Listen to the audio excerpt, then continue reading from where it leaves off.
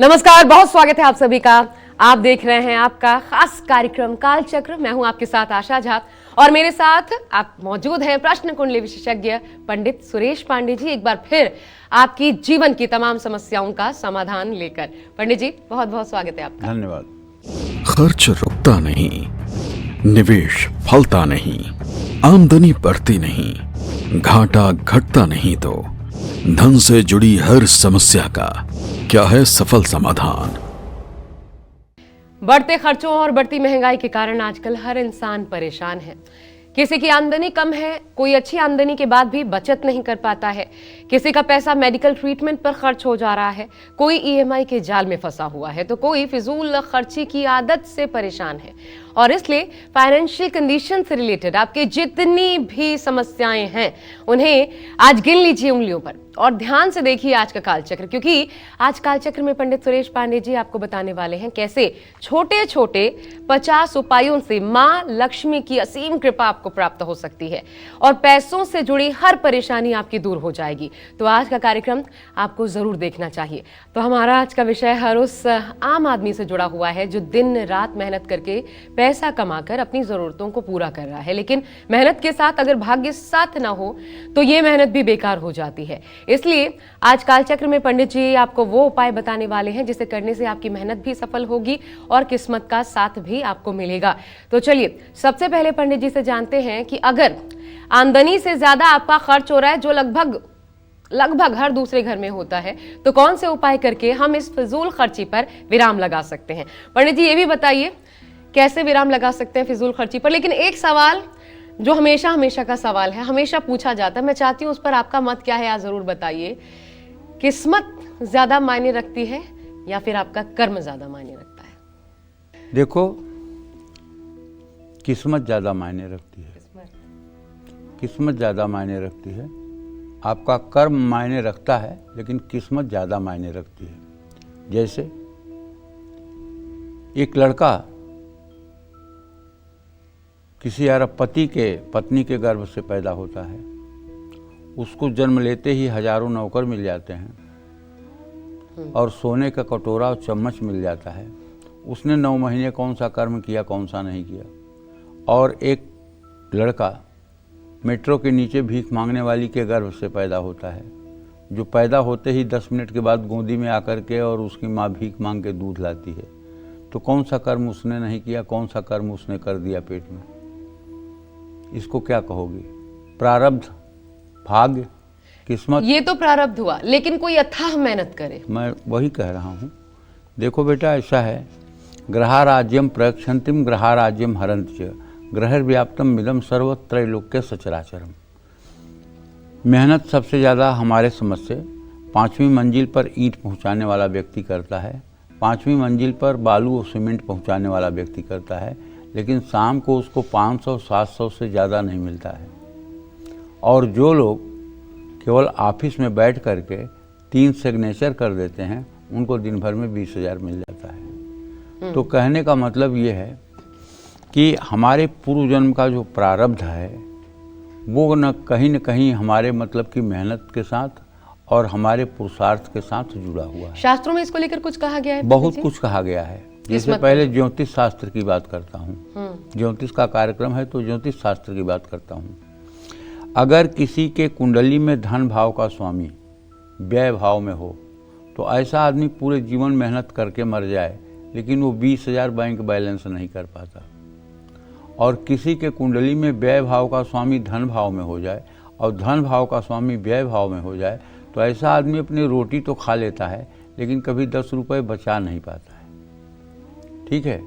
और किसी के धन भाव का स्वामी पापक ग्रहों से दृष्ट हो जाए और पापक ग्रहों से युक्त हो जाए, तो ऐसे आदमी का हर प्रकार से धन का नुकसान ही होता रहता है और हर समय कर्ज में ही डूबा रहता है। अगर किसी के 10म भाव का स्वामी व्यय भाव में हो जाए, तो ऐसा आदमी नख से सिख तक कर्ज में रहता है और उसे दिवालिया होने तक की नौबत आती है। और इसी तरह से यदि चंद्रमा उच्च के नवांशक में किसी के जन्म कुंडली में हो जाए और अपनी राशि में भी हो, उच्च के नवांशक में हो जाए, तो ऐसा व्यक्ति अपने जीवन में कुछ करे या ना करे, लेकिन पूरे जीवन उसके ऊपर लक्ष्मी की कृपा बरसती रहती है और हर समय वो धन धान्य से संपूर्ण रूप से सुखी रहता है। लेकिन जो आपने पहली बात बताई, तो क्या वही फिजूल खर्ची की तरफ ले जाता है व्यय भाव? फिजूल खर्ची का मतलब देखो व्यय भाव। व्यय भाव में अगर सूर्य है तो ऐसा आदमी अपने पिता की लाइबिलिटी को उतारने में, जैसे अपने भाई बहनों की शादी करने में, अपने घर का कर्जा उतारने में, पिता के द्वारा मतलब कि किए हुए कर्जों को उतारने में, उसमें अपनी पूरी जिंदगी और ताकत लगा देता है। कौन सा घर कहलाता है पंडित जी व्यय भाव? 12वां घर। और उसमें क्या होना सबसे शुभ होता है? उसमें केतु का होना सबसे अच्छा माना जाता है। ठीक है। केतु मोक्ष का कारक ग्रह है। 12वें घर में केतु जाता है तो मोक्ष देता है। और 12वें घर में जो भी ग्रह जाते हैं तो वो जिस भाव के स्वामी होते हैं उस भाव का फल निरस्त हो जाता है। भाग्य भाव का स्वामी जाएगा तो भाग्यस्त हो जाएगा, आजीविका भाव का स्वामी जाएगी तो आजीविका नष्ट हो जाएगी, एकादश आम आय भाव का स्वामी जाएगा तो आमदनी नष्ट हो जाएगी, लग्नेश जाएगा तो शरीर रोगी हो जाएगा, धनेश जाएगा तो आदमी निर्धन हो जाएगा, पराक्रमेश जाएगा तो आदमी निरुत्साही हो जाएगा, सुखेश जाएगा तो माँ की तबीयत खराब हो जाएगी, पंचमेश जाएगा तो संतान का सुख नहीं मिलेगा, खष्टेश जाएगा तो दुश्मन खत्म हो जाएंगे, सप्तमेश जाएगा तो पत्नी रोगी हो जाएगी, अष्टमेश जाएगा तो मृत्यु का भय नहीं रहेगा। और राहु जाए तो? राहु इस बात पर डिपेंड करता है कि वो किस राशि में है। अगर वृश्चिक और धनु राशि के अलावा किसी दूसरी राशि में है और उस राशि का स्वामी अच्छी स्थिति में है तो राहु बुरा परिणाम नहीं करेगा। यद्यद भाव गते राहु केतुश्च जनने नृणाम यद्यद भावे संयुक्तम तत्फलम प्रतिषेधलम।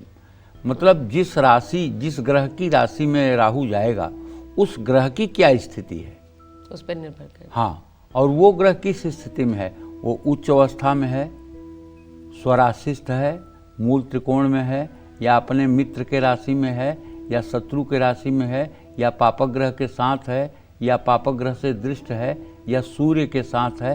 तो ये जो ग्रहों की 10 अवस्था होती है उसमें उसकी अवस्था क्या है, उसके अनुसार राहु का फल होगा। तो कुल मिलाकर एक ग्रह को पकड़कर नहीं बल्कि पूरी कुंडली का मूल्यांकन, पूरी कुंडली के मूल्यांकन से ही निर्भर किसी व्यक्ति के ऊपर लक्ष्मी की कृपा अकृपा की बात समझ में आती है। तो पंडित जी अभी जो व्यय फिजूल खर्ची हम बता रहे हैं उसको रोकना हो जीवन में अगर है, ज्यादातर लोग करते हैं है ना, ज्यादातर फिजूल खर्ची होती है, तो बताइए देखो ऐसा है आशा, इसके लिए देखो 84 लाख योनियों में मनुष्य की एक ऐसी योनि है। देखो बुद्धि तो मतलब कि पशुओं में भी होती है, पंछियों में भी होती है। वो अपने बच्चे को पहचान लेते हैं, वो अपने बच्चे को ही दूध पिलाते हैं, वो अपने बच्चे को ही चारा चुंगाते हैं। बुद्धि तो उनके अंदर भी है, लेकिन उनके अंदर अगर नहीं है तो विवेक नहीं है। बुद्धि विवेक में क्या अंतर है? बुद्धि और विवेक में बहुत अंतर है। बुद्धि वो है जो अपने योगक्षेम के लिए प्रयोग किया जाए। हाँ? जो अपने योगक्षेम के लिए प्रयोग किया जाए। अच्छा। और विवेक वो है कि क्या उचित है क्या अनुचित है, अपने सुख की प्राप्ति के लिए भी क्या उचित है क्या अनुचित है, उचित मार्ग का अनुसरण करना विवेक कहलाता है। अच्छा। तो बुद्धि और विवेक में बहुत अंतर है। बुद्धि जब विवेक से नियंत्रित होती है तो आदमी सदाचार के रास्ते पर चलता है, और बुद्धि जब मन के साथ संयुक्त हो जाती है तो दुराचार के रास्ते पर बढ़ निकलती है। अच्छा, बुद्धि सबके पास है, विवेक सबके पास होना अनिवार्य नहीं? हाँ, विवेक सबके पास होना अनिवार्य है। विवेक बहुत जरूरी चीज है। मन जो है वो बुद्धि से जुड़ा हुआ है।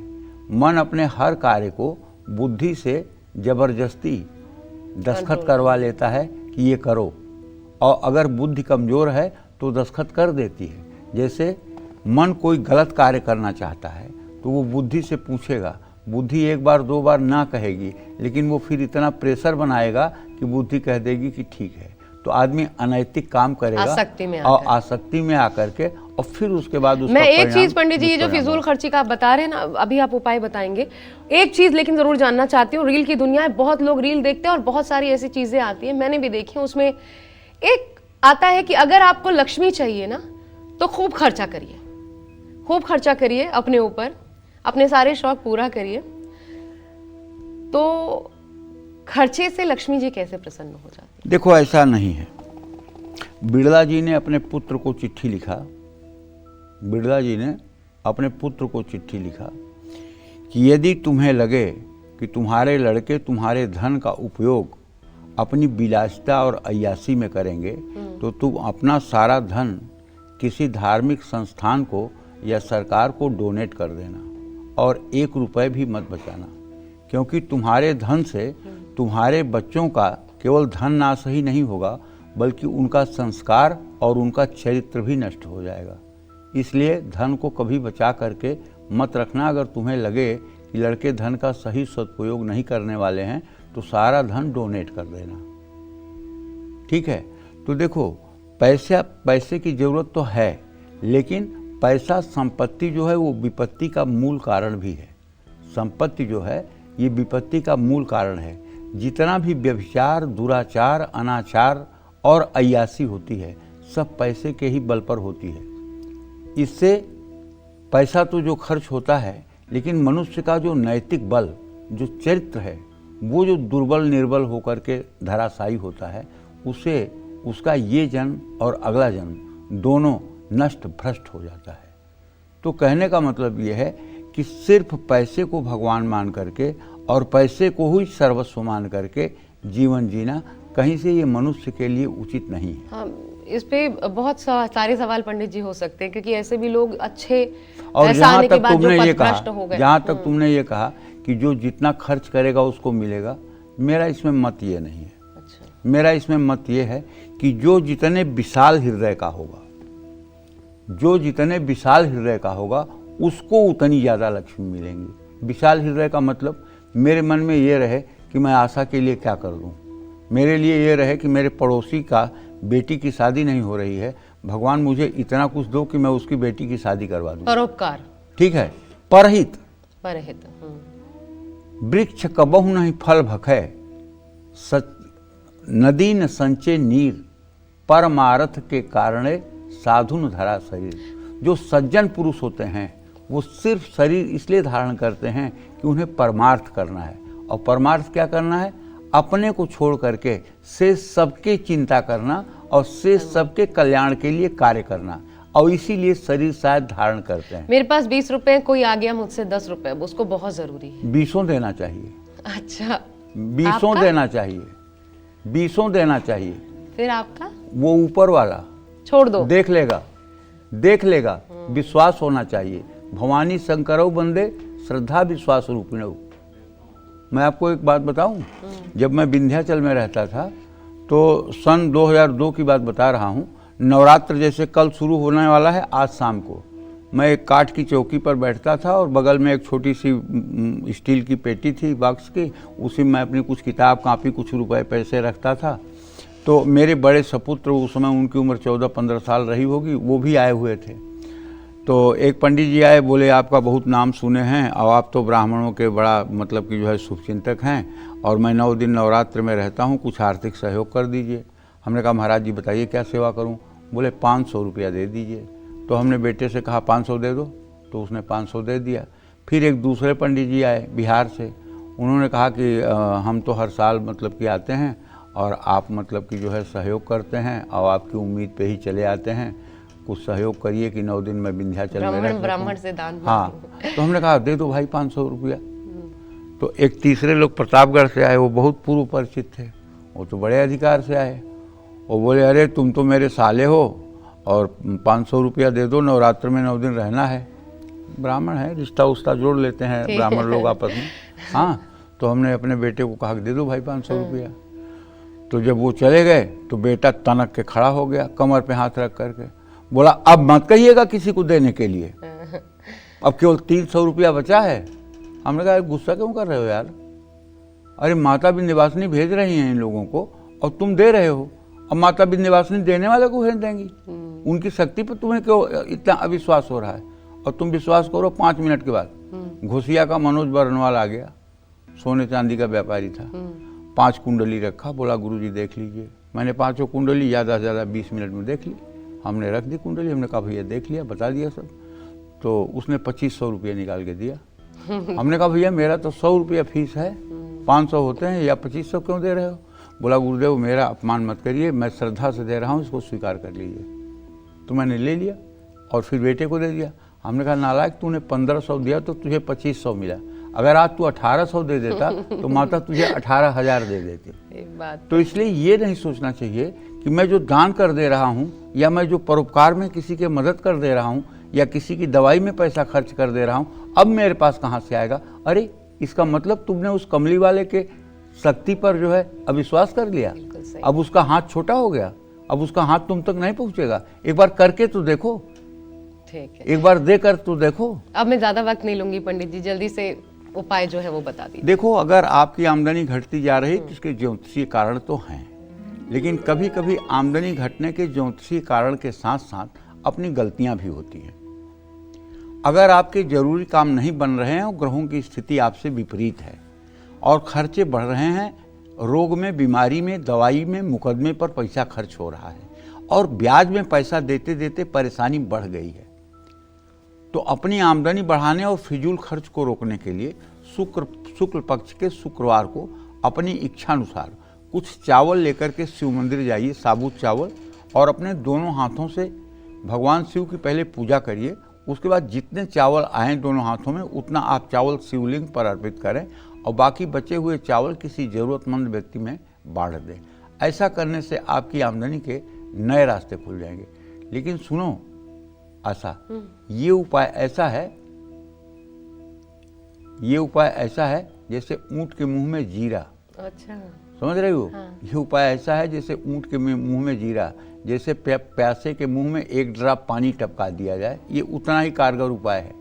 फिर क्या करें पंडित जी? तगड़ा वाला उपाय बताओ। हाँ, प्लीज। हाँ। जैसे आपके परिवार का कोई बीमार है, अब आपके पास दवाई का पैसा नहीं है, आप परेशान हो, चारों तरफ निराशा निराशा है, जाओ किसी शिव मंदिर के सामने और शिव मंदिर से 15 कदम की दूरी पर रह जाओ, तभी दोनों हाथ उठाओ और कहो महादेव महादेव महादेव, 3 बार बोलो। वो समझ जाएंगे किस लिए तुम चिल्ला रहे हो। या तो आपका पेशेंट ठीक हो जाएगा बिना दवाई के, या तो द्रव्य की व्यवस्था हो जाएगी आपको दवाई करने की। लेकिन लोगों की स्थिति आज क्या है? लोगों की स्थिति यह है कि मुंह से भगवान का नाम लेने में शर्म आती है। और यहाँ तक कि बड़े बड़े भागवत कथा के कथाकार जब बैठे होते हैं, वहाँ कोई वीआईपी आके बैठता है कुर्सी मेज पर, और जब कहीं ताली बजाने की भगवान के नाम पर बात आती है तो एक अंगुली को अपने हथेली पर पीटता है, एक उंगली को, कि अगर 2 उंगली से बजा दिया तो लोग कहेंगे अरे अरे इतने बड़े मंत्री हैं, इतने बड़े धन्ना सेठ हैं तो ताली बजा रहे हैं सामान्य व्यक्ति की तरह। इतना लोगों के अंदर भगवान के नाम पर शर्म है।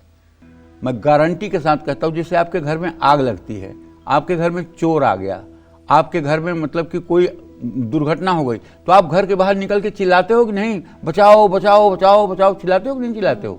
क्यों चिल्लाते हो? क्या सब बहरे हो गए हैं? क्या सब गूंगे हो गए हैं? चिल्लाते हो इसलिए ना जल्दी से जल्दी ज्यादा लोगों तक मेरी आवाज पहुंचे और मेरी समस्या का समाधान हो। उसी तरह से जब महादेव को आप चिल्ला दोगे तो महादेव तुरंत आपके मतलब कि कष्टों का निवारण कर देंगे 1 सेकेंड के अंदर। त्राहिमाम, पाहिमाम, रक्षमाम, जब तीनों तरह से आप उनकी शरणागति ले लोगे, ये बहुत बड़ी शरणागति है। आर्तभाव से ही तो द्रौपदी ने पुकारा था कृष्ण को, आने में क्या 1 मिनट लगा था? गजराज ने पुकारा था तो क्या नारायण को, भगवान कृष्ण को आने में, ग्राह को मारने में सेकंड भर लगा था? एक पंडित जी, अभी हाल फिलहाल बहुत कुछ चलता है और जेन जी की बातें होती हैं, उसमें वैसे भी क्योंकि ये जो पीढ़ी है उसका झुकाव धर्म आस्था की तरफ कम है, ज्यादा है, ज्यादा है, ज्यादा है, आप ज्यादा ये है। मानते हैं? अरे बहुत ज्यादा है, इस समय बहुत ज्यादा है। पूछो कैसे? इस समय केवल एक परम पूजनीय प्रातः स्मरणीय प्रेमानंद जी महाराज हैं, उनके केवल सत्संग के माध्यम से पूरे भारत में रोज कम से कम 10 करोड़ राधा नाम जप हो रहा होगा। हाँ, ये रात को 12 बजे भी आप देखें तो उनके दर्शन के लिए 1 लाख 2 लाख लोग खड़े होते हैं। और आज आप अगर ध्यान दें तो सबके हाथ में एक काउंटर आपको दिखाई देगा। अगर आप पूछे क्या कर रहे हो तो कहेंगे कि राधा राधा कर रहा हूं, सीताराम सीताराम कर रहा हूं। कलयुग तो इस समय विदा हो गया है। इस समय चारों तरफ भागवत, रामायण, मानस, कथाएं हो रही मैं हैं। उस दिशा में आपको मोड़ना चाहती हूँ जिसमें इसे कैंपेन कह लीजिए, इसे एक ट्रेंड कह लीजिए, पूजा पाठ से कुछ नहीं होता। ऐसे वो जो कैसे आप हो? दिया जलाते हैं, आपको तो मन में जोत जलाने की जरूरत है, ईश्वर को दिया दिखाने की जरूरत है, वो तो सूरज को दिया दिखाने समान है। वो जो आप भोग लगाते हो, क्या उसको भोग की जरूरत है, ये पूछा जाता है। ये बहुत, इससे अच्छा किसी गरीब को आप ये बहुत कोई नास्तिक होगा, ये उसका मत होगा, जिसका नाश जिसके सर पे नाच रहा होगा उसका प्रश्न होगा। जानती हो, भगवान राम को भगवान आप मानती हो? भगवान कृष्ण को अगर आप भगवान मानती हो तो राम जी जहाँ जहाँ गए उनके स्वागत में कंदमूल फल क्यों दिए गए? वो तो भगवान है, पूरे दुनिया का भरण पोषण करते हैं, तो फिर उनको बेर खिलाने की क्या जरूरत थी सबरी माता को? वो तो इंसान रूप जगत में का थे ना? पालन, हाँ, इंसान रूप में थे ना। तो भगवान तो इंसान रूप में ही आते हैं ना। भगवान सृष्टि में हैं कि नहीं है, ये आप मानते हो? बिल्कुल है। मानते हो ना? और हवा इस पृथ्वी पर है कि नहीं, मानते हो कि नहीं मानते हो? तो बिल्कुल। फिर पंखा क्यों लगाते हो? अगर हवा है तो पंखा क्यों लगाते हो? हवा की उपस्थिति को महसूस करने के लिए ना। तो उसी तरह से मूर्तियों में हम भगवान की उपस्थिति महसूस करते हैं। और रही बात भगवान को मानने न मानने की, तो शिशुपाल के सामने भगवान खड़े थे, शिशुपाल उनको 100 गालियां दे रहा था। रही बात भगवान को मानने न मानने की, तो दंतवक्त्र जो है भगवान को गालियां दिए जा रहा था। रही बात दुर्योधन की, तो उसने कहा अरे ग्वाले को बांध लो। मैं एक सीधी कठोर लाइन अगर प्रश्न के तौर पर रखूं, ये कहा जाता है चाइना में कोई धर्म नहीं है, देखो चाइना कहां पहुंच गया। भारत में धर्म के नाम पर पाखंड है, इसलिए भारत पिछड़ा हुआ है। आप इसका क्या जवाब देंगे? इसका जवाब यह है कि भारत जितना अगड़ा हुआ है उतना न तो चाइना अगड़ा हुआ है, न तो अमेरिका अगड़ा हुआ है, न तो जर्मनी अगड़ा हुआ है, न तो फ्रांस अगड़ा हुआ है। चाइना में एक भी विदेशी व्यक्ति जा करके और नाचता हुआ आपको नहीं मिलेगा। अमेरिका में एक भी भारतीय जा करके चंदन लगा के नाचता हुआ, करताल बजाता हुआ नहीं मिलेगा। भारत में काशी और वृंदावन में दिखा दूंगा कि विदेशी लड़कियां और लड़के भारतीय परिवेश में और वैष्णव संप्रदाय का चंदन लगा करके और एकदम बावरे होकर के नाच रहे हैं। क्या बात करती हो? धन, दौलत, रुपया, पैसा, ये सब मल और विष्ठा है। इसकी उपलब्धि से किसी की उपलब्धि होती है? यहाँ कंसेप्ट है जन्म पुनर्जन्म का, यहाँ कंसेप्ट है स्वर्ग और नर्क का, यहाँ शारीरिक संबंध को धर्म माना जाता है। China, America, German, Japan, Canada, Australia, इन देशों में शारीरिक संबंध को इंटरटेनमेंट माना जाता है। ये धर्म का देश है। और यहाँ गंगा बहती हैं, यहाँ जमुना बहती हैं, यहाँ सरस्वती का प्रवाह है, यहाँ मतलब ज्योतिर्लिंगों में भगवान शिव का आज भी वास देखा जाता है। ये धर्म प्रधान देश है। उन देशों की बात क्यों करती हो जहां धर्म ही नहीं है, जहां धर्म ही नहीं है। और जहां तक सुख की बात कहोगी, सुख तो युवावस्था में बेश्या बहुत करती है। उसके सुख का कोई इम्तिहान नहीं होता, उसकी सारी इच्छाएं पूरी होती हैं, सज धज के पूरे जिंदगी रहती है। लेकिन वृद्धावस्था में उसकी जो दुर्गति होती है, वृद्धावस्था में उसकी जो दुर्गति होती है, उस दुर्गति के लिए दुर्गति शब्द भी छोटा पड़ जाता है। धन वैभव से मूल्यांकन करना। अच्छा, मैं ये इसलिए सारे प्रश्न लेकर आया आज पंडित जी, क्योंकि जो दोनों चीजों को मानते हैं, जो मॉडर्न भी हैं, जो धर्म को भी पकड़कर चलना चाहते हैं, वो कंफ्यूज हो जाते हैं जब ऐसी बातों से। इसलिए ऐसा कुछ तमाम नहीं प्रश्न मेरे है। थे। कंफ्यूज वो होगा, देखो आपके मन में अगर नास्तिकता होगी तभी नास्तिकता प्रकट हो सकती है। अगर आपके मन में नास्तिकता है ही नहीं है तो आप लाख कोशिश करो, आप नास्तिक हो नहीं सकते। क्योंकि अगर आस्तिकता ही आपके अंदर है तो नास्तिकता प्रकट कहाँ से होगी? अगर आपके अंदर क्रोध नहीं है तो क्रोध प्रकट कहाँ से होगा? क्रोध प्रकट कहाँ से होगा? क्रोध अगर है आपके अंदर छिपा हुआ तभी क्रोध प्रकट होगा। सही बात है। तो कहने का मतलब यह है कि जिनके अंदर नास्तिकता है, पेरियार ने पूरा रामायण को खारिज कर दिया है। आज स्वामी प्रसाद मौर्य सबसे बड़ा ज्ञानी बना हुआ है और रामचरितमानस पर ही बोल रहा है। राजकुमार भाटी 2 चौपाइयाँ याद करके वो बहुत ज़्यादा डिबेट कर रहा है। तो मतलब इन नास्तिकों को कौन समझाएगा? ठीक है, इनकी बातों पे चुप हो जाना बुद्धिमानी है। अब विषय पे हम लौट आते हैं। चुप हो जाना ही बुद्धिमानी है, विषय आज का हमारा। बढ़ाते हैं आगे। अगर आप कारोबारी हैं, नौकरी पेशा है, नौकरी में प्रमोशन पाने और बिजनेस में मुनाफा कमाने के लिए कौन सा उपाय हमारे दर्शकों को आज पंडित जी आप बताने वाले हैं? नौकरी पेशा और कारोबारी, इन दोनों के? देखिए, ऐसा है, आपको प्रमोशन नहीं मिल रहा है या आपका बिजनेस ठप होने की कगार पर आ गया है, तो अपने कार्य क्षेत्र में अपने वर्क टेबल पर एक मोती शंख रख लीजिए। मोती शंख गोलाकार का होता है, अगर आपने नहीं देखा हो, समुद्र से निकलता है। ऐसा करने से आपका प्रमोशन भी होगा और कारोबार भी रफ्तार पकड़ेगा। अगर आप मोती शंख को धनतेरस के दिन पूजा करके और लाल कपड़े में लपेटकर अपने तिजोरी में रख लें, तो मेरा एक अनुभव तो है, देखिए ये आपको अंधविश्वास लगता हो तो आप मत करिएगा, लेकिन अगर आपको मेरे बात पर विश्वास हो तो एक मोती शंख चंदन और तुलसी का पत्ता उस पर लगा करके और धनतेरस के दिन अपनी तिजोरी में स्थापित कर लीजिएगा। भगवत कृपा से अगर आपके ग्रह खराब भी होंगे तब भी आपके ऊपर लक्ष्मी की कृपा बनी रहेगी। आपकी दुकान पर अचानक से ग्राहकों का अगर आना बंद हो गया है तो अपनी दुकान की बिक्री बढ़ाने के लिए बुधवार को सुबह स्नान करने के बाद घर में माँ लक्ष्मी की मूर्ति या तस्वीर स्थापित करके पूजा करें। पूजा करने के बाद माँ लक्ष्मी के चरणों पर इत्र लगाएं और किसी ब्राह्मण या कुंवारी कन्या को भोजन कराकर उसे कपड़ों के साथ कुछ दक्षिणा भी दें। उसके बाद लक्ष्मी जी की मूर्ति को अपने कार्यक्षेत्र के पूजा स्थान में स्थापित करें। ऐसा करने से कारोबार में चमत्कार बदलाव देखने को मिलेगा। लेकिन ये भी उपाय ऊँट के मुंह में जीरा ही है, इसमें भी चमत्कार अगर चाहते हो तो श्री सूक्तम के 16 मंत्रों को सुबह, 16 मंत्रों को शाम पाठ करिए और आंख बंद करके 2 मिनट के लिए ध्यान करिए कि आपके हृदय पर एक कमल का फूल है, इस पर महालक्ष्मी विराजमान हैं और आप उन्हें धूप दीप से पूजन कर रहे हैं। आप उनके चरणों में अपना सर रख करके 3 शब्द बोल रहे हैं, त्राहिमाम त्राहिमाम त्राहिमाम, पाहिमाम पाहिमाम पाहिमाम, रक्षमाम रक्षमाम रक्षमाम, माँ इस दरिद्रता से निकालो। अगर आप अपने हृदय में ही लक्ष्मी का ध्यान करके इस तरह से सुबह शाम प्रार्थना करेंगे तो मैं दावे के साथ कहता हूँ अति शीघ्र आपके जीवन का सवेरा हो जाएगा। जय मां विंध्यवासिनी। और जो लोग बहुत कमाने के बाद भी बचत नहीं कर पाते, अपने छोटे छोटे खर्चों के लिए भी दूसरों पर निर्भर रहना पड़ता है, वो लोग कौन सा उपाय करके अपना बैंक बैलेंस बढ़ा सकते हैं? अगर आप चाहते हैं इससे छुटकारा पाएं तो आप क्या करें? पंडित जी इनको क्या बताएंगे? देखिए, अगर बहुत दुर्भाग्य लिखा हुआ है आपकी किस्मत में, आप भी उनमें से हैं जो बहुत कमाते हैं लेकिन फिर भी बचत नहीं कर पाते हैं, आपके व्यय भाव में शनि बैठा हुआ है, राहु बैठा हुआ है, मंगल बैठा हुआ है, बीमारी पर खर्च हो रहा है, ब्याज देने में खर्च हो रहा है और दवाइयों पर खर्च हो रहा है, पिता की जिम्मेदारियों पर खर्च हो रहा है और या तो जुए सट्टे में बर्बाद आप हो रहे हैं, छोटे छोटे खर्चों के लिए आप दूसरों पर डिपेंड हो रहे हैं और महीना ख़त्म होने से पहले ही आपका अकाउंट में बैलेंस 0 हो जाता है, तो अब मैं आपको ऐसा उपाय बताने जा रहा हूं जिसे करने से आपका अकाउंट हमेशा पैसों से भरा रहेगा।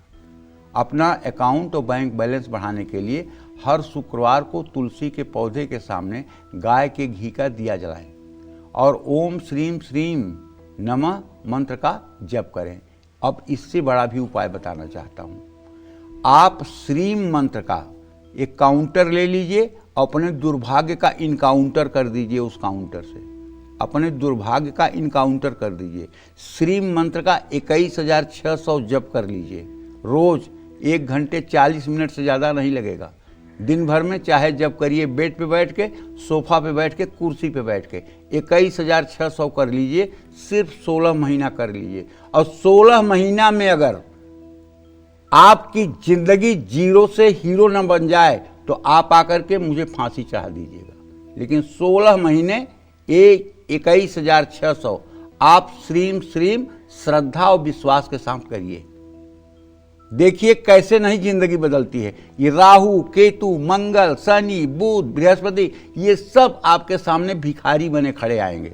ये ग्रह तब आपको छू भी नहीं सकेंगे क्योंकि वैकुंठाधीश्वरी महालक्ष्मी साक्षात आपके हृदय में विराजमान हो जाएंगी और आपका जीवन बदल जाएगा, इसमें कोई दो राय नहीं है। जय मां विंध्यवासिनी।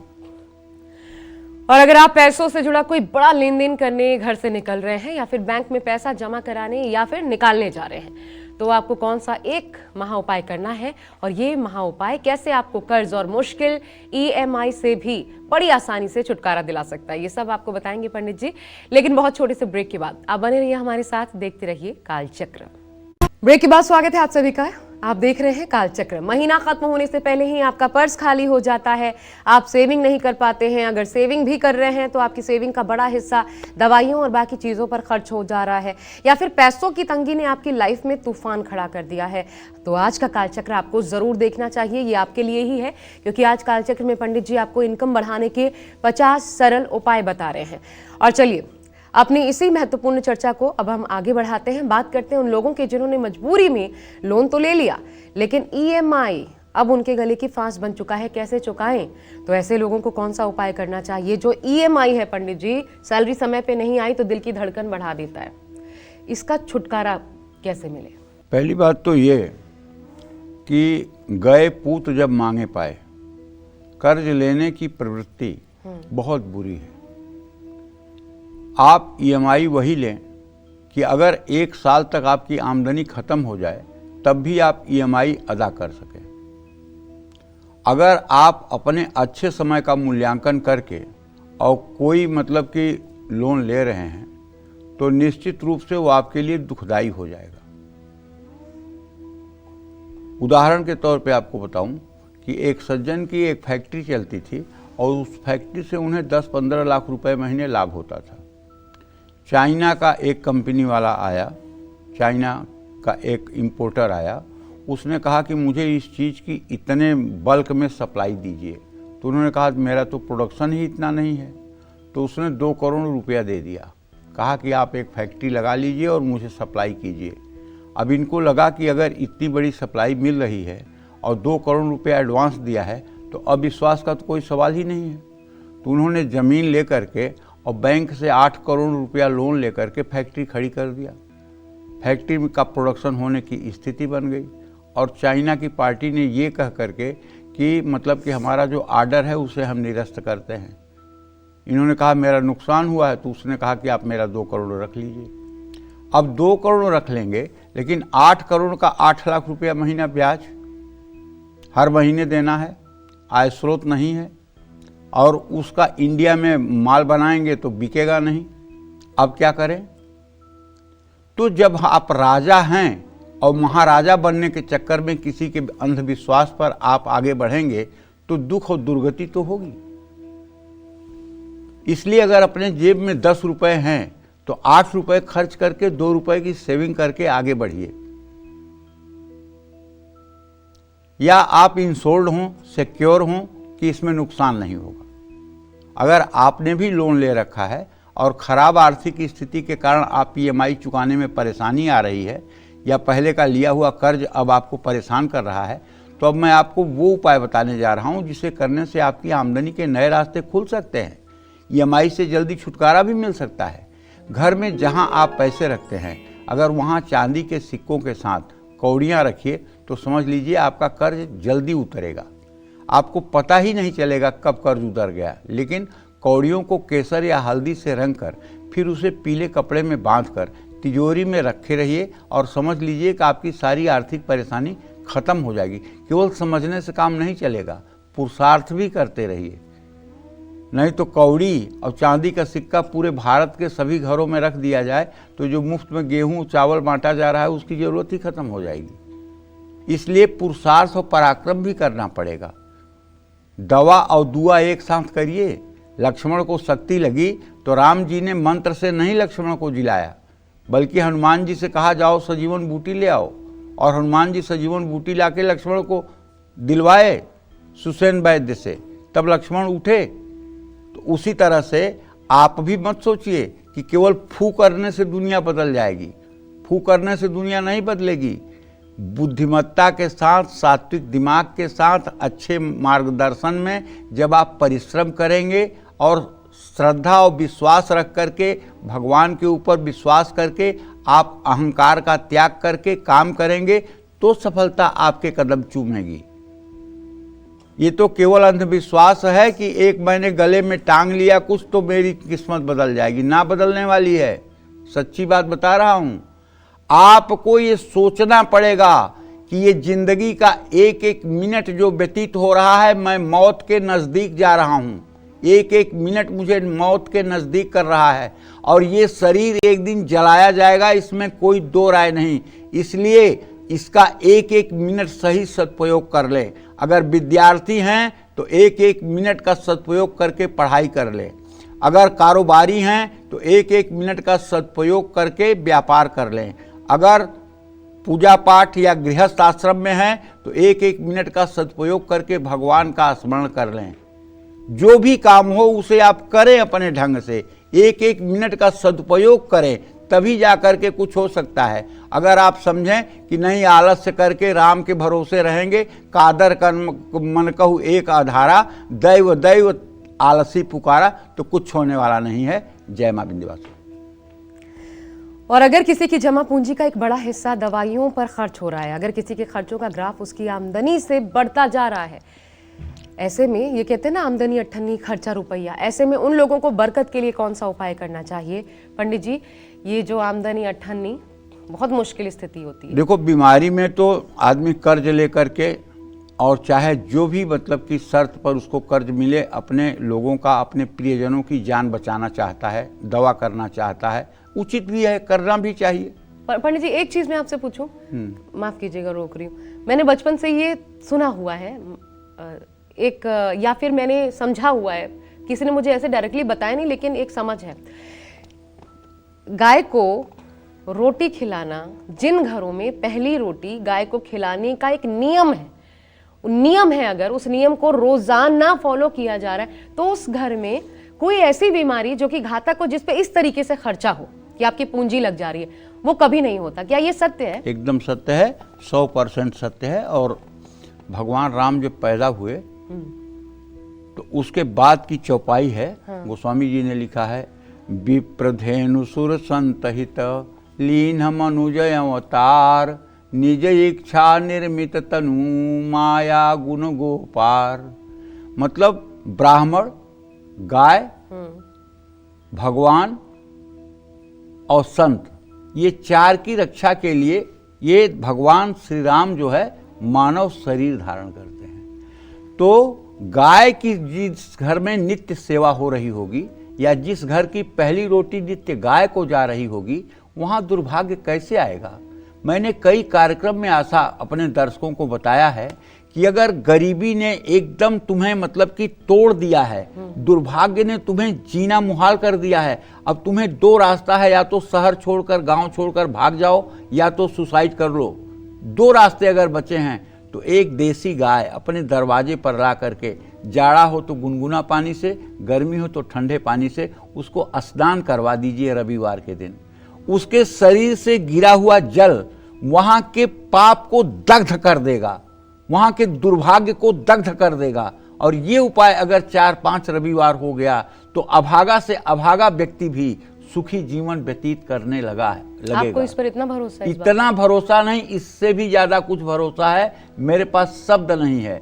जिस गाय की धूल पड़ जाए अपने ऊपर, उसके पीछे नंदनंदन भागते थे, जिनके पीछे पूरा जगत भागता है, वंदे कृष्णम जगत गुरुम, वो श्री कृष्ण गाय के पीछे भागते थे कि इन गाय को एक खुरों से उड़ा हुई धूल हमारे चेहरे पर पड़ जाए, हमारे शरीर पर पड़ जाए, हमें पवित्रता मिल जाए। मलुक पीठाधीश्वर परम पूज्य प्रातः स्मरणीय ये राजेंद्र दास जी महाराज हैं, 8000 गौओं की सेवा करते हैं। और हंसी तुम्हें आएगी बताऊं, 8000 गाय की सेवा करने के लिए बैंक से लोन भी ले लिया है। एक बार उनसे एक लोगों ने पूछा कि महाराज जी जब आप नहीं रहेंगे तो बैंक का क्या होगा? कहें बैंक चाहे जो करे, मुझसे क्या मतलब, जब तक मैं जिंदा हूं तब तक मैं कर रहा हूं। नहीं, मैं इस पे फिर एक दूसरा सवाल पूछती हूँ, फिर आप गायों की सेवा कर रहे हैं और इससे सारे दुख भाग जाते हैं, निर्धनता भाग जाती है, तो फिर बैंक से क्यों लोन लेना पड़ा? बैंक से अब 8000 गायों को रखना है, उनके लिए शेड बनाना है, तो उनके अब तक तो हो जाना चाहिए, तो हो तो रहा है ना। अब 8000 गायों की सेवा होना कोई आसान बात है क्या बेटा? जहाँ सैकड़ों लोग लगे हुए हैं काम में, 8000, वो भी गाय दूध देकर बिकने वाली दूध नहीं है।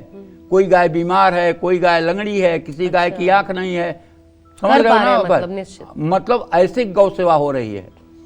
तो जैसे टीन सेट बनाना है गायों के लिए, एक इतना पैसा एक साथ नहीं आता है ना, लेकिन वो जा भी तो रहा है, ऐसा थोड़ी एक बैंक का पैसा नहीं जा रहा है। लेकिन ये देखो दमदारी, ना अपने बेटे के लिए, ना अपने बेटे की बेटी के लिए, गायों की सेवा के लिए, मतलब कि पूर्ण रूपेण अपने जीवन को समर्पित किए हुए हैं। और 365 दिन में 365 दिन वो कहीं न कहीं कुछ न कुछ कथा कहते हैं, और उससे जो धन प्राप्ति होती है गौ सेवा के लिए, उसे ले जाकर संपूर्ण रूप से गौ सेवा में लगाते हैं। क्या नाम बताया पंडित जी आपने? परम पूजनीय प्रातः स्मरणीय मलूक पीठाधीश्वर श्री राजेंद्र दास जी महाराज, ये वृंदावन में मलूक पीठ है। और आप उनको सुनिए कभी यूट्यूब पे, शुद्ध सनातन बोलते हैं, शुद्ध सनातन। बाकी जितने कथावाचक और वक्ता हैं सब इधर उधर की बातें करते हैं, लेकिन वो सिर्फ शास्त्र की बातें और प्रमाण से कहते हैं। जो हमारे शास्त्र कहते हैं, जो हमारी गीता कहती है, जो भागवत कहता है, जो मानस जी कहते हैं, जो हमारे वेद कहते हैं, वो सिर्फ वो बोलते हैं। अद्भुत। तो इतना बढ़िया एक छोटा सा उपाय है, कुछ नहीं करना है इसमें। मतलब पहली गाय की रोटी जो है, पहली रोटी घर की, गाय की। बीमारी, ये सुनी बातें हैं, आज पंडित जी ने बता भी दिया। अरे छोटी सी बात सुन लेना बीच में, नहीं तो समय खत्म हो जाएगा। तो ये चैनल वाले हैं बंद कर देंगे। ऐसा है, गाय की सेवा करो, कन्याओं का अपमान मत करो, हाँ, और पत्नी का सम्मान करो, पत्नी को अपमानित मत करो, दुखी मत करो, और माँ की सेवा करो, और पिता की आज्ञा का पालन करो। अगर गलत हो तो देखो तो ऐसा है, हमारे कहने का मतलब जो गलत होगा उसका परिणाम उसको मिलेगा। आप मत करो, आप मत करो। ठीक। हाँ, मैं मेरी तय तेरी भला बुरा संसार, नारायण निज भवन को अपने हाथ बुहार। आप अपने को ठीक रखिए, दुनिया कैसी है इससे मतलब नहीं है। क्या क्या बताया पंडित जी आपने? एक तो गौ सेवा, कन्या की मतलब कि कन्या का सम्मान, पत्नी का आदर, माँ की सेवा, माँ की आज्ञा का पालन, पिता की आज्ञा का पालन, भाई का सहयोग, बहन का सहयोग, अड़ोसियों पड़ोसियों के दुख में दुखी होना, और देश समाज के प्रति कर्तव्यनिष्ठ होकर के सात्विक भाव से सोचना। और वो जो पंडित जी बुधवार को गाय को हरा चारा, वो बड़ा लाभकारी होता है। बहुत लाभकारी है। बुध ग्रह अगर किसी का खराब है तो बुध ग्रह को ठीक करने के लिए बुधवार के दिन गाय को हरा चारा खिलाने का विधान है। लेकिन अगर 365 दिन गाय की सेवा की जाए तो क्या बुराई है? 365 दिन गाय की सेवा की जाए तो क्या बुराई? तो ये जो बुधवार को हरा चारा है, मैं मान लीजिए ये मान के चलती हूँ, लोग सोचते हैं छोटे में क्या बड़ा लाभ हो जाए, उस तरीके से ये किन किन परिस्थितियों में फायदा पहुंचाता है? बुध ग्रह अगर खराब है तो गाय को हरा चारा खिला दो। केतु ग्रह अगर बहुत खराब है तो गाय को हरा चारा खिला दो। ठीक है। अगर आपको एक्जिमा, अपरस या किसी तरह के चर्म रोग की बहुत बड़ी समस्या है तो आप बुधवार को गाय को हरा चारा खिला दो। और कुछ भी नहीं है, बच्चे से भी जुड़ा अगर समस्या हाँ, अगर कुछ भी समस्या आपको नहीं है तब भी गौ सेवा करिए, इससे आपको लाभ मिलेगा। अच्छा, इसके लिए कोई कुंडली देखने की जरूरत नहीं, कोई कुंडली देखने की जरूरत नहीं। गौ सेवा किसी को भी करनी चाहिए, कैसे भी करनी चाहिए। लेकिन दुर्भाग्य ये है कि हम भगवान के मंदिर में अगर एक नारियल चढ़ाते हैं तो कहते हैं मेरे बेटे को नीट में एग्जाम पास करवा दीजिए। अगर मिठाई चढ़ाते हैं तो कहते हैं मेरी बेटी की सगाई पक्की हो जाए। अगर हम एक माला फूल चढ़ाते हैं तो भगवान से कहते हैं कि अब ऐसा करिए कि मेरे पिताजी ठीक हो जाएं। मतलब हर चीज़ में हम जैसे मतलब कि रेड लाइट पर भिखारी आके शीशा ठोक के मांगता है, वैसे हर बात पर हम भगवान से भीख मांगते हैं। कभी कोई ऐसा कर्म नहीं करते हैं जब भगवान से कह दे कुछ ना चाहिए, केवल आपकी सेवा करने आया हूँ, सेवा का अवसर देते रहिए। ऐसा कभी नहीं, हर बात में भीख, हर बात में भीख। तो आप ही तो कहते हैं बच्चा रोएगा नहीं तो फिर कैसे पता चलेगा? बच्चा रोए जब भूख लगे तब। यहाँ आदत हो गई है रोने की, यहाँ आदत हो गई है रोने की। और भूख लगने के पहले अगर बच्चा छोटा है तो माँ सोच रही होगी कि अब भूखा है, इसको चल के दूध पिलाना है। ठीक है पंडित जी। अब पैसों से जुड़ा कोई बड़ा लेन देन करने या फिर बैंक में पैसा जमा कराने या निकालने जाने से पहले कौन सा खास उपाय करना चाहिए जिससे हमारे अकाउंट का बैलेंस यानी बैंक बैलेंस हमेशा बढ़ता रहे? ये पंडित जी उपाय बताना था, प्लीज बताएं। देखिए, ऐसा है कि लक्ष्मी की कृपा पाने के लिए भैया लक्ष्मी की पूजा करनी चाहिए। अगर लक्ष्मी जी न सुन रही हो तो जरा शिव जी को पुकार लीजिए। वो आशुतोष औढ़रदानी हैं, वो तो तुरंत 1 मिनट के अंदर आपको सोने की लंका दे देंगे। ठीक है, भगवान शिव को बुला लीजिए। सबसे ज़्यादा असरदार उपाय आपको मैं बताने जा रहा हूँ। ये उपाय आपको तब करना है जब आप पैसों से जुड़ा कोई बड़ा लेन देन करें या फिर बैंक में पैसा जमा कराने या निकालने जाएं। जब भी बैंक में पैसा जमा कराने या निकालने जाएं तो मन ही मन में इन मंत्रों में किसी मंत्र का जप करें। ओम महालक्ष्म्ये नमः, ओम ह्रीं श्रीं महालक्ष्म्ये नमः, ओम नमो भगवते वासुदेवाय, ओम विष्णवे नमः, ओम नमो नारायणाय। ये सब मंत्र माँ लक्ष्मी और भगवान विष्णु को समर्पित हैं। इन मंत्रों का जप करने से पैसों से जुड़ा हर लेन देन आपको सफल बनाएगा। इन मंत्रों को जपने से कभी भी आपका अकाउंट बैलेंस जीरो नहीं होगा, आपकी इनकम भी बढ़ेगी और ये मंत्र बैंक में जमा आपके पैसों में बरकत भी कराएगा। वैसे अगर मंत्र नहीं कर पा रहे हो तो बुधवार को अगर डिपॉजिट करोगे तो कभी बैंक खाली नहीं होगा। बुधवार को कैश अपने काउंटर में रखोगे तो कैश कभी नहीं खाली होगा। मंगलवार के दिन कर्ज ले लोगे तो कभी कर्ज से मुक्त नहीं हो पाओगे। ये सब कुछ ऐसी बातें हैं जो जहन में रहनी चाहिए। मंगलवार को कभी किसी कीमत पर कर्ज मत लीजिए और बुधवार को कुछ ना कुछ 100 रुपये ही सही कहीं न कहीं सेविंग करने की कोशिश करिए और बृहस्पतिवार को कोशिश करिए कि खर्च न करें। ये 3 बातें ध्यान रखिए। जय मां विंध्यवासिनी। और इसी के साथ हमारे लिए वक्त हो चला है एक छोटे से ब्रेक का। तुरंत लौट रहे हैं इस ब्रेक के बाद वापस, कहीं मत जाइए, देखते रहिए कालचक्र। ब्रेक के बाद बहुत स्वागत है आप सभी का। आप देख रहे हैं कालचक्र। मां लक्ष्मी की कृपा पाने के 50 असरदार उपायों में से वो कौन से उपाय हैं जिससे न तो आर्थिक क्षति होगी, ना दरिद्रता घर आएगी और ना ही घर में अशांति फैलेगी। आइए जानते हैं पंडित जी से।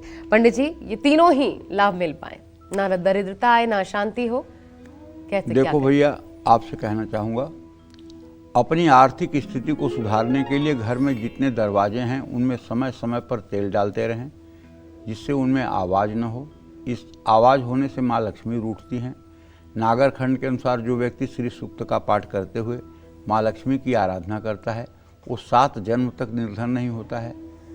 और मैं ये मानता हूँ कि जिन घर की महिलाएं, विशेष करके कुमारी कन्याएं, 16 मंत्रों का श्री सूक्तम के सुबह शाम पाठ कर दें दिया जलाकर, तो उस घर में स्वयं महालक्ष्मी को आकर के बैठना पड़ता है।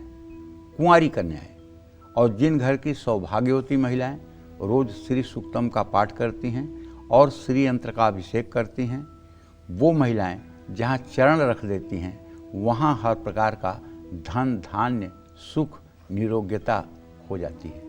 क्योंकि महालक्ष्मी का प्रादुर्भाव हर समय किसी न किसी देवी के शरीर में ही होता है। इसलिए कभी भूल करके भी स्त्री जाति का अपमान नहीं करना चाहिए। विष्णु धर्मोत्तर पुराण के अनुसार जो व्यक्ति श्री सूक्त का पाठ करते हुए हवन करता है उसकी दरिद्रता नष्ट हो जाती है। जो व्यक्ति लक्ष्मी सहस्रनाम पढ़ते हुए माँ लक्ष्मी को कमल गट्टे का दाना, फूल, रोली और चावल अर्पित करता है उसकी सारी दरिद्रता शीघ्र दूर होती है। उसके जीवन में धन की कमी नहीं रहती है। दिवाली के दिन लक्ष्मी की पूजा के साथ 500 ग्राम छुहारों का भी पूजन करें और दूसरे दिन पूजित छुहारों को लाल कपड़े में बांधकर अपने तिजोरी में कुछ दिनों के लिए रख लें। अचानक आर्थिक नुकसान झेलना अगर पड़ रहा है तो 7 शुक्रवार सुहागिन स्त्रियों को इत्र का दान करें। संध्या के समय या इसके बाद किसी को भी पैसे उधार न दें, वरना पैसे मिलने में काफ़ी मुश्किलों का सामना करना पड़ सकता है। लेकिन अगर आपने सारे उपाय करके आजमा लिए हैं तो दुर्गा सप्तशती का एक मंत्र मैं आपको बताता हूँ। दुर्गे स्मृता हरस भीति मशेष जंतौ स्वस्थ स्मृता मतिमती वसुभान ददासी दारिद्र दुख भय हारणिका तो धन्या सर्वोपकार करना यशदार्द्र चित्ता। ये दुर्गा सप्तशती का मंत्र है। सप्त श्लोकी दुर्गा में आप देखेंगे तो ये दूसरा मंत्र है। दुर्गे स्मृता हरस भीतिमशेष जंतौ स्वस्थ स्मृता मतिमती वसुभान ददासी दारिद्र दुख भय हारणिका तो धन्या सर्वोपकार करना सदार्ध चित्ता। 1080 बार सुबह, 1080 बार शाम को घी का दिया जलाकर दुर्गा जी की प्रतिमा के सामने अगर इस मंत्र का आप जप करेंगे तो निश्चित रूप से आपके घर की सारी समस्या का समाधान मिल जाएगा। जय मां विंध्यवासिनी। पंडित जी, अभी आप श्री सूक्त के बारे में बता रहे थे। एक सिद्ध कुंजिका स्तोत्र है, तो उसमें तो शिव जी खुद कहते हैं कि जो इसका पाठ कर लेता है उसको पूरा न भी पढ़े पूरा दुर्गा सप्तशती तो भी उस पूरे पाठ का फल प्राप्त होता है। उसका महात्म्य क्या है? ये रुद्रायमल में लिखा हुआ है। भगवान शिव ने मतलब कि माता पार्वती से कहा है, श्रृणु देवी प्रवक्ष्यामि कुंजिका स्त्रोत मुक्तमम येन मंत्र प्रभावेण चंडी जापम शुभम भवेत न कौचारगला न कीलकम न रहस्यकम कुंजिका पाठ मात्रेण दुर्गा पाठम फलम लभेत।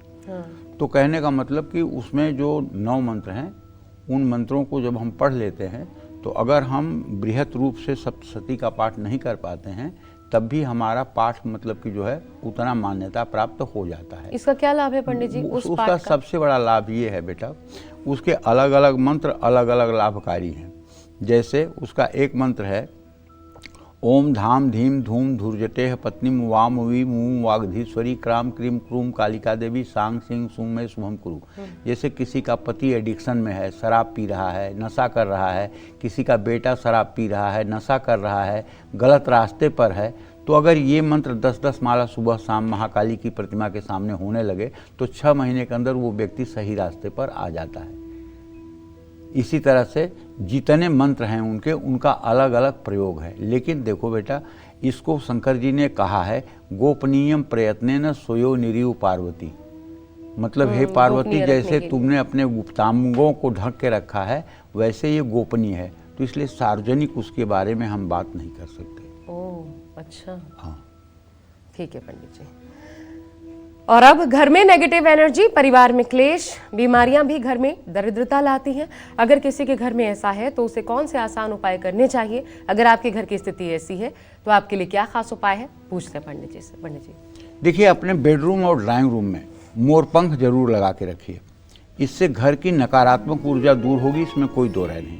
लेकिन ध्यान रखिएगा, आजकल चाइना के बहुत ज़्यादा आर्टिफिशियल मोरपंख बिक रहे हैं बाजार में, ये मैंने देखा है, तब कह रहा हूँ। ओरिजिनल मोरपंख माँ लक्ष्मी का आपके घर में अस्थायी वास इससे हो जाएगा। हल्दी में रंगे हुए कपड़े के एक टुकड़े में 1 मुट्ठी नागकेसर, 1 मुट्ठी गेहूँ, हल्दी की 1 गांठ, तांबे का 1 सिक्का, 1 मुट्ठी साबुत नमक और तांबे की छोटी सी चरण पादुका बांधकर रसोई में टांग दीजिए। इससे माँ लक्ष्मी के साथ अन्नपूर्णा की भी कृपा आप पर प्राप्त होगी और परिवार से कलह भी दूर हो जाएगा। जय माँ विंध्यवासिनी। और इसी के साथ हम यहाँ ले रहे हैं एक और छोटा सा ब्रेक। आप बने रहिए हमारे साथ, देखते रहिए काल चक्र। ब्रेक के बाद स्वागत है आप सभी का। आप देख रहे हैं काल चक्र। क्या आप अपनी फिजूल खर्च की आदत से परेशान हैं? क्या आपके घर में बरकत नहीं होती? तो ऐसे में 25 उपायों में से कौन से उपाय करने से भी लक्ष्मी माता प्रसन्न होंगी और ये तमाम परेशानियां दूर होंगी? आइए जानते हैं। पंडित जी बताएं प्लीज। कई बार आमदनी तो अच्छी होती है लेकिन उसका अपव्यय होता रहता है, ना चाहते हुए भी खर्च बढ़ते चले जाते हैं। ऐसे में किसी सर्वार्थ सिद्ध योग में माँ लक्ष्मी को अनार के दाने का भोग लगाना चाहिए। बार बार मैं कहता हूँ अपने दर्शकों को कि शुक्रवार के दिन एक पीतल की कटोरी में अनार के दाने रखकर महालक्ष्मी के सामने रख दे और हाथ जोड़ करके साष्टांग हो जा कि माँ इसको स्वीकार कर और मेरे दरिद्र का नाश कर। तत्काल चमत्कार होगा। और वही अनार उठा करके घर के सभी लोगों में 1-1 चम्मच बांट दो। जो लोग खाएंगे सबको सद्बुद्धि आ जाएगी, सबका आलस्य खत्म हो जाएगा। घर की उत्तर दिशा में बेल का पौधा लगा दीजिए, उसके नीचे हो सके तो एक शिवलिंग की स्थापना कर दीजिए और रोज श्री सूक्तम का पाठ सुबह शाम घर में हो जाए। और माँ लक्ष्मी के सामने एक घी का दिया रोज जले और हर शुक्रवार को हल्दी के साथ चावल पीसकर उसके घोल से अपने मुख्य द्वार पर स्वास्तिक लिखें। इससे सकारात्मक ऊर्जा घर में आएगी और धन लाभ होगा। महीने में 1 बार हाथी को गन्ना खिलाए। अब हाथी मिल ही कहाँ रही हैं कि तुम गन्ना खिलाओगे। रही बात लक्ष्मी की कृपा पाने के लिए, आप लक्ष्मी का दुरुपयोग न करें। आप शराब पीते हैं तो लक्ष्मी ही तो देते हैं। आप किसी के साथ अपनी सेवा करवाते हैं तो लक्ष्मी ही तो देते हैं। लक्ष्मी का अपमान न करो मित्र। इन्हें मतलब कि अगर आप व्यसन में खर्च करेंगे तो ये लक्ष्मी का ही अपमान है। इनडायरेक्ट नहीं, डायरेक्ट। आपकी कोई सेवा नहीं करता, पैसा पाता है तब करता है। अब वो पैसा आप कहाँ सही जगह दे रहे हैं। अगर गलत जगह दे रहे हैं तो उम्मीद मत करिए कि ज़्यादा दिनों तक माता आपके साथ रहेंगी। वो जरूर अपमान महसूस करके आपसे खिसक लेंगी। जय माँ विंध्यवासिनी। राखी जी हैं इस वक्त झारखंड से। स्वागत है आपका राखी जी, प्रश्न पूछिए अपना। जी प्रणाम पंडित जी। हाँ, सदा सुखी रहिए। जी मेरा जन्म 12 अगस्त 8वां महीना 1992 को हुआ पंडित जी, सुबह में। मैं अपने घर के बारे में जानना चाहती हूँ। मेरा घर नहीं बन पा रहा है, तोड़ी हूँ और बहुत बीमार भी रहती हूँ और थोड़ा मतलब पति का कुछ बढ़ नहीं रहा है। और आपके पास मैंने 2-3 बार पहले की बात किया है पंडित जी, लेकिन बोल नहीं पाई समय की वजह से। आपके वजह से मुझे वृंदावन के गुरुजी का मतलब बात को सुनने समझने का मैंने अवसर मिला। इसके लिए बहुत बहुत धन्यवाद पंडित जी कि आपकी वजह से मुझे गुरुजी को मैं अपना पाई। देखो बेटा, ऐसा है, जहाँ तक तुम्हारे स्वास्थ्य का प्रश्न है तो तुम केवल केले के पेड़ में जल हल्दी हर बृहस्पतिवार को डालना शुरू कर दो, और शनिवार की शाम पीपल के नीचे सरसों के तेल का दिया जला के पीपल की 7 परिक्रमा करना शुरू कर दो। तुम जल्दी ठीक हो जाओगी। तुम्हारा हीमोग्लोबिन डाउन है, तुम्हारा ब्लड जो है वो कम है तुम्हारे शरीर में। अपने खान पान को ठीक करो, इसमें कोई चिंता की बात नहीं है। लेकिन अगर कर सकती हो तो तुम्हें श्री सुक्तम और कनक धारा स्त्रोत का पाठ याद करके सुबह शाम करना चाहिए। महालक्ष्मी की पूजा करनी चाहिए, और हो सके तो शुक्रवार को वैभव लक्ष्मी का व्रत भी करना चाहिए। दोनों नवरात्रों में हो सके तो व्रत करके अपने घर में कलश स्थापन करनी चाहिए और देवी की पूजा करनी चाहिए। इससे सारा दुर्भाग्य आपका नष्ट हो जाएगा। जय मां विंध्यवासिनी। दुर्गा सप्तशती में कहा गया है, या श्री स्वयं सिकटनाम भवनेश्वर लक्ष्मी पापात्मनाम कृतधियाम हृदयेषु बुद्धि। सही कह रही हूँ पंडित जी? श्रद्धा सताम कुलजन प्रभव सलज्जा तात्वाम नतास्म परिपालय देवी विश्वम। बिल्कुल। तो उम्मीद करते हैं आपको आज का ये आपसे जुड़ा खास विषय बहुत पसंद आया होगा।